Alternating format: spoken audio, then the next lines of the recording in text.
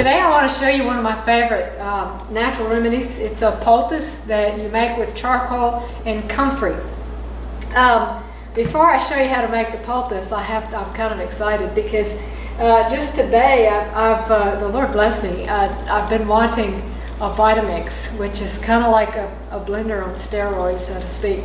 And so some friends of mine drove up in the yard today and handed me this really nice Vitamix blender, and these are really powerful blenders. They're very good, so you'll be seeing this a lot more in upcoming videos. You don't have to, but I'm going to, maybe I just want to play with my new blender, but the comfrey leaf that I have is cut and sifted herb, and I want to grind it into a powder, so I'm going to put it in the Vitamix and just pulverize it a little bit. I find that whenever I pulverize it, it spreads a little bit better in the poultice. Now, why do I use comfrey in a poultice, particularly in combination with charcoal?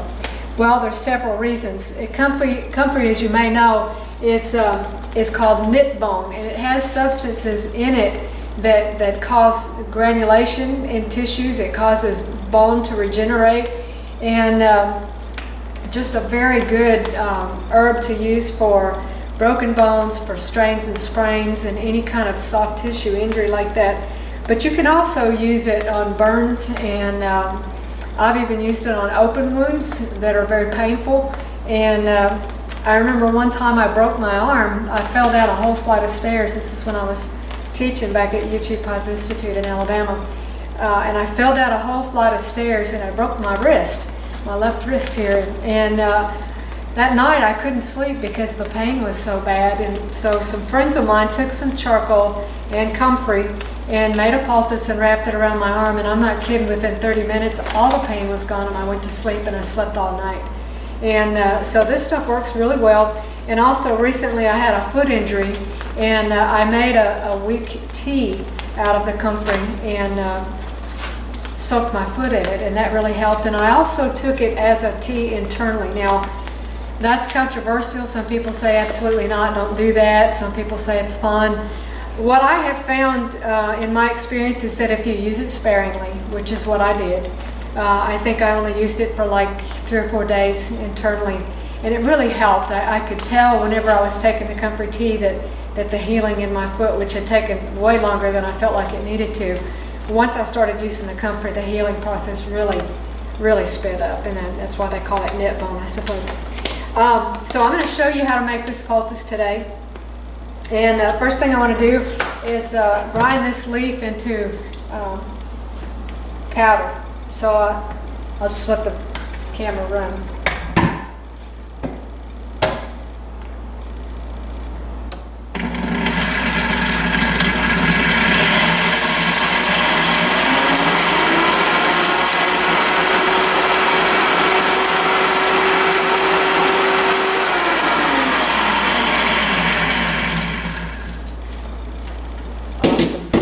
We sell these on our webpage, by the way. Okay, so I'm going to have to change the position of the camera. That's ground up enough. Powder.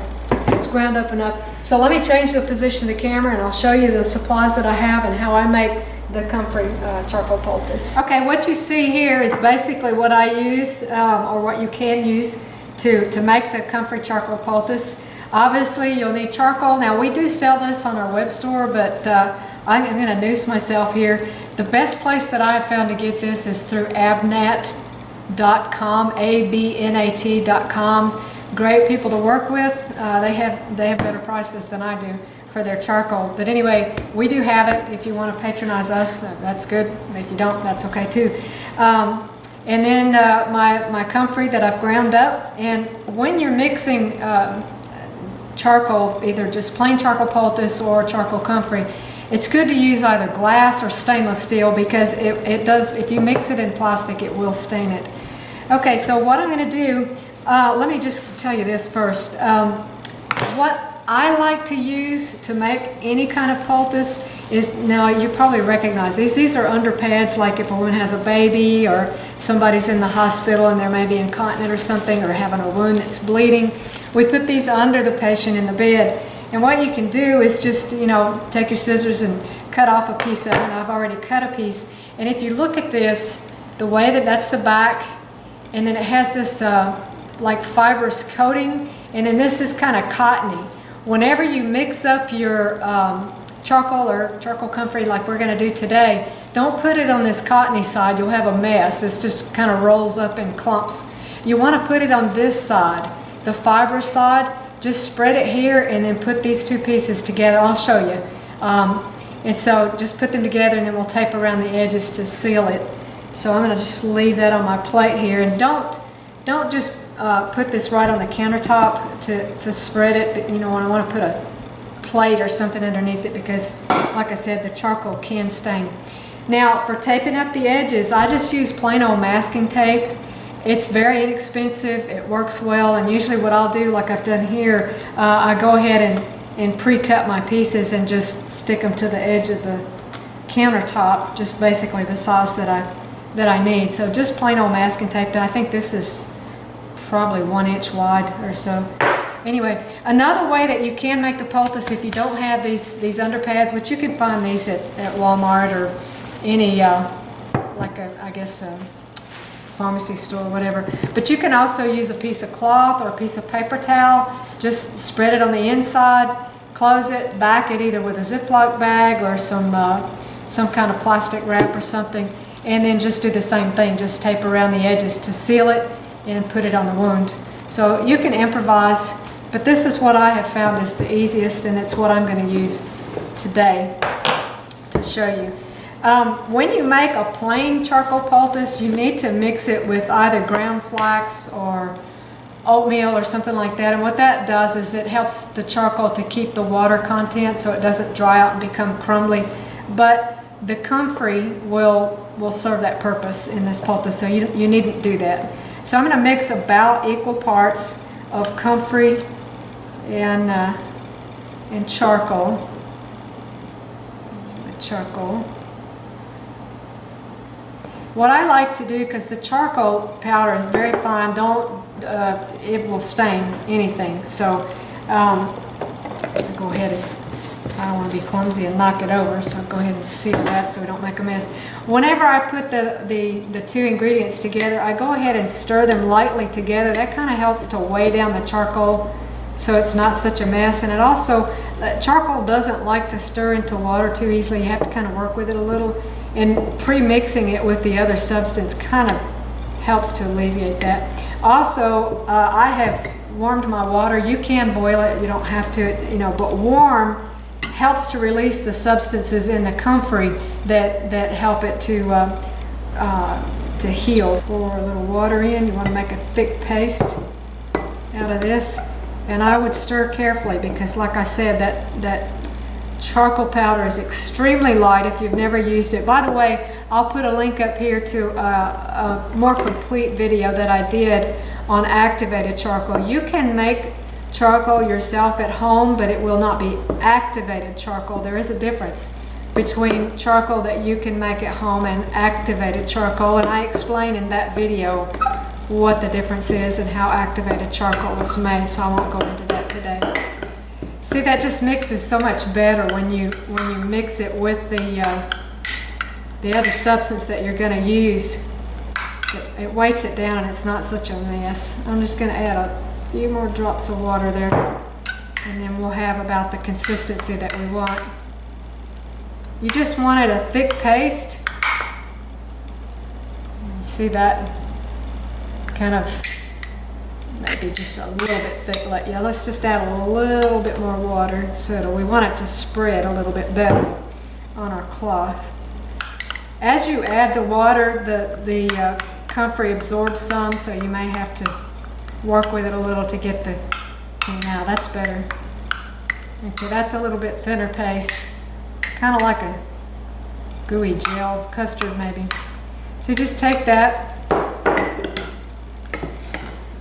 By the way, this you can cover with a container, or you can pre-make lots of these poultices and you can store them in the freezer, and they will keep for months in the freezer like that, and then you'll have them on hand in case somebody gets a boo-boo or something. So Anyway, just spread it kind of to the edges, like so. And then pick this piece up and lay it on top. Don't try to pick this up, it's gonna be kind of unwieldy. Make sure you match it up. And when you stick it like that, it'll kind of stick together. You can move it around like you need to tape the edges. At this point, you can take it off the plate, which I find will be a little bit easier. And then you just want to tape up the edges like so.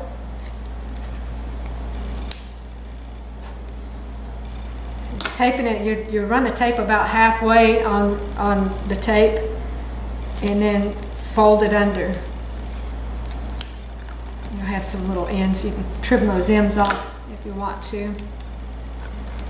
Try to get this last one on the camera a little bit closer. Make sure you can see what I'm doing. Okay, so you put it about halfway of the tape there. You can see on the back. And then you just fold that over like so. And then there you have a poultice. You can trim these off if you want, if you're afraid it'll be irritating to the skin or what have you. And then you just put that right on the surface of the skin and wrap it. And something that makes it even more effective is to put like a heat pad or a hot water bottle on top of that. Boy, I tell you, when I broke my arm and my friends put that poultice on me. I had a friend one time, we were helping another friend of ours cut firewood, and the axe was not sharp that we were splitting the firewood with. And so he had a bench grinder right at the woodshed where we were cutting the firewood. And my friend wanted to sharpen the axe a little bit, so she took it over to the bench grinder. And she didn't know, he had two stones. Some bench grinders have a stone on one side and a brush on the other for cleaning things. But this particular bench grinder had a stone on either side. And she did not know that this bench grinder was not bolted down to the bench that it was sitting on. And so as she went to press the axe to that grinding stone to sharpen it, it shifted. And when it did, it startled her, and she threw her hand up to catch the bench grinder. When she did, she put the palm of her hand right on that other grinding stone, and it just, I mean, it took it right down to the meat in her hand. And it was, she just turned around and looked at me, and it was so, it had cauterized the blood vessels, so there was very little blood. But I grabbed her hand. She was holding it like this, and I just grabbed her and I said, let's go in the house. So I took her right in the house, and I made one of these Comfrey charcoal poultices, and I put it on her hand, and she went to sleep. I mean, it just immediately took all the pain away.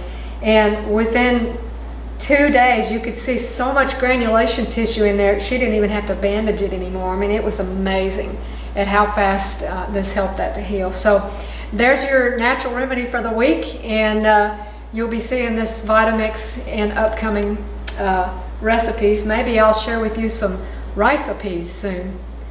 See you on the next video. Thank you for your thumbs up. It really supports our work. Take care.